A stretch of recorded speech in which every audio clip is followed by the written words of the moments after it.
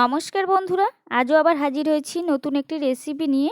আজ আমি first time try করব পোয়া পিঠে।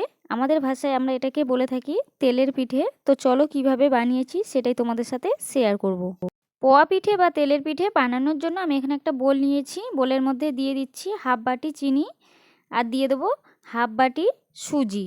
এই পিঠেটা বানানোর জন্য পরিমাপগুলোকে একটু ঠিক রাখতে হবে, না হলে পিঠেটা ভালো হবে না। তো এই হাফ বাটি যে পরিমাণে সুজি চিনি নিয়েছি সেই পরিমাণে আমি সুজি দিয়ে দিলাম। এরপর দিয়ে দিচ্ছি আমি এক বাটি ময়দা। তোমরা চাইলে আটাও ইউজ করতে পারো, এখানে আমি ময়দাই দিয়েছি। এরপর দিয়ে দেবো আমি সামান্য নুন দিয়ে দিচ্ছি। এরপর সব শুকনো উপকরণগুলো একসাথে ভালোভাবে নেড়েচেড়ে মাখিয়ে নিতে হবে।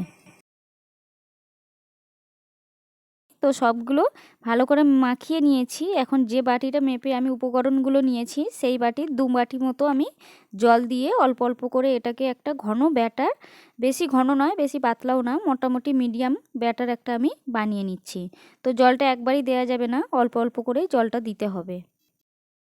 তো ব্যাটারটা একটু ভালোভাবেই মাখতে হবে। ব্যাটারটার উপরে নির্ভর করবে তোমার পিঠেটা কেমন হবে। আমি আজ ফার্স্ট টাইম বানাচ্ছি, জানি না কেমন হবে।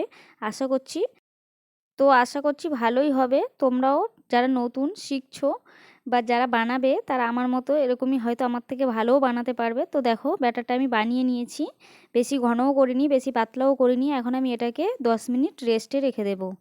চলে এসছি আমি প্রায় 10-15 মিনিট পর। এখন ব্যাটারটাকে আরেকটু ভালো করে ফেটিয়ে নিতে হবে। তো এখন আমি ফেটিয়ে নিয়েছি, এরপরে আমি এটাকে ভাজার জন্য রেডি করছি। তো পিঠেটা ভাজার জন্য আমি এখানে তেল আগে থাকতে গরম করতে বসিয়ে দিয়েছিলাম, সাদা তেল। তেলটা গরম হয়ে গেছে। এখন আমি যে বাটি মেপে নিয়েছি সেই বাটির হাফ বাটি মতো দিয়ে দিচ্ছি অল্প করেই। আমি প্রথমে দেখব, আমি যেহেতু ফার্স্ট টাইম ট্রাই করছি।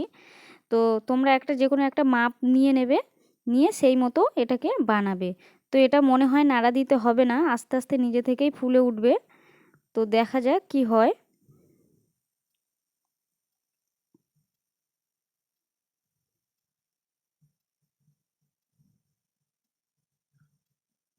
তো দেখো এই যে নিজে থেকেই ফুলে উঠেছে।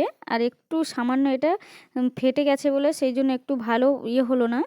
তো মোটামুটি এইভাবে সবগুলোকে আমি একইভাবে বানিয়ে নেব। তো আর পিঠেটা ভাজার সময় অনবরত ব্যাটারটাকে তোমাদের নাড়া দিতে হবে, তাহলে পিঠেটা ভালো হবে। তো এইভাবে আমি সবগুলোকে একইভাবে বানিয়ে নিচ্ছি।